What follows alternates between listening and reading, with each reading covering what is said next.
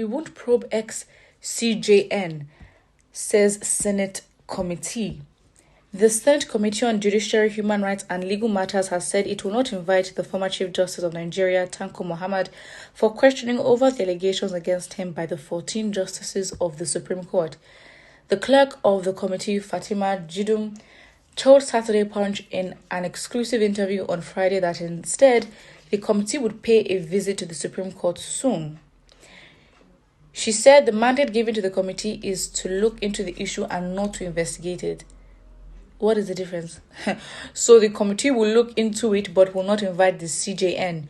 We are not probing in the real sense of it, just to find out what the issue was.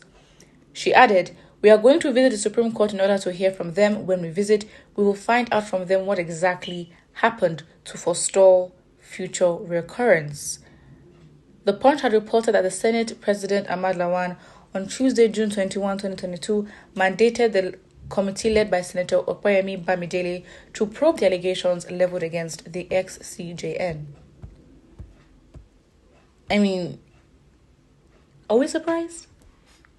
Oh, it's not surprising. Again, it's unfortunate because within the system itself, there aren't any bodies or any systems put in place for accountability or an independent body. But then the most popular independent body that we know of, INEC, I mean, obviously has been involved in very compromising and very dodgy things that really defeats the essence, even in the name that it has. So saying this obviously shows that the law will protect who it wants to protect and would come up with technicalities to prove why they want to protect whoever it is. So outside of the people, you cannot leave the government by itself to hold itself accountable. And again, I'm not saying that every government or some governments in the world are so perfect like that.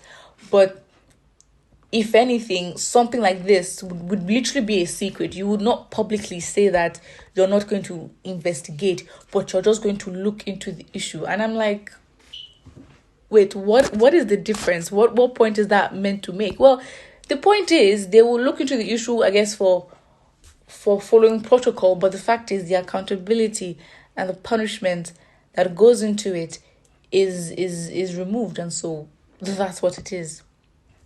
Of course, what can you expect from the Senate? Very sad. To look into it, so not to investigate, so that you can see how you can twist it around. God will judge all of you supporting and encouraging evil. Well, what we need to do is kick them out. I mean, again, if we really want to change this whole system, it's like we have to know every single relevant position there is in the different levels of government and know, okay, fine, who we are putting there, we are sure to be able to hold them accountable, and that in any case they can listen to the people. So this is very bad. Why look into the issue and not investigate when corruption has been leveled against him? These set of senators are good for nothing politicians. May we never be unfortunate again. #end bad governance. Well, again, the same senators were the ones who threatened to impeach APC. So again, impeach the president. So really, we can't really rely on the competence and the integrity, because we always question, okay, fine.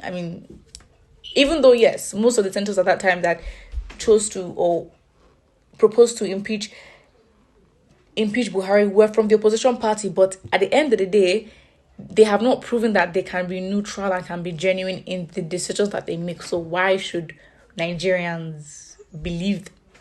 And it's sad, but hey, if we don't change the people that are there or understand the loopholes and the corruption that is in the actual constitution, then there is a problem. And that's nonsense. So what is the point of looking into the issue if it is not for the purpose of investigation? So long as we keep condoning corruption, Nigeria is doomed. Of course, again, as we keep condoning, and because it has not been threatened and the people have not stepped into a place where they understand that they should have the power, even if the constitution may not look like it, but they should have the power to question these people in office and call them to question and say, what is going on here? Because really,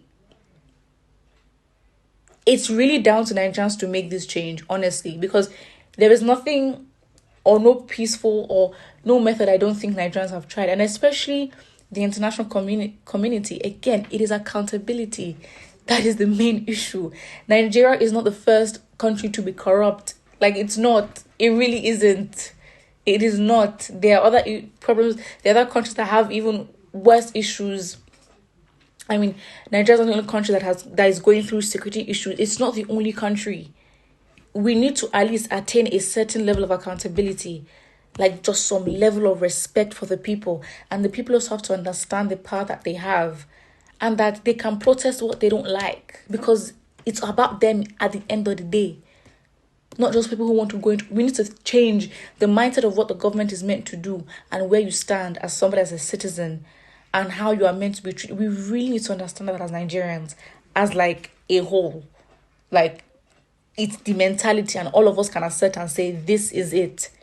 Because really, when you don't understand that, you would be likely to condone a lot of things. And yes, the government is very corrupt, but then if we don't change it, then, I mean, look with what even happened with the NSAS protest and the Lekki massacre. So imagine, of course, Nigerians were trying to get international help and not just for accountability and say, you know what, this is what our leaders are doing. And of course, with that, they made even worse decisions, the Nigerian government. But what was the UN's response? I mean, I remember the UN literally, I think it's a female, I've forgotten her office, but she really had a high office. And she was literally saying, listen, she said, the world is not ready to accommodate 200 million people. In other words, she's saying, sort yourselves out. And that is literally what a lot of people feel. The country is not, unable and incapable of sorting itself out. And the fact is, listen, we are a very big nation. Listen, if the plan is that everyone will run away from Nigeria, it will not work. The world cannot be accommodating 200 million people. And let's be honest, a lot of people do want to leave, if we're going to be realistic, because of how the country is. So until Nigerians understand that there's nowhere to run, and if they don't change things, nothing will happen, that is when the change will actually come eventually. But again, it's not like, okay, when will Nigerians get to that point? Will they, like, to what extent do you realize that you've suffered enough? Because really, there's no point having this conversation on what we know, and we have so much evidence to prove the violation of the Nigerian government against the citizens. I mean, it is a lot. Corruption is not new news. If anything, it's the intensity and the grade as to how corrupt and how bad this government is that will be shocking.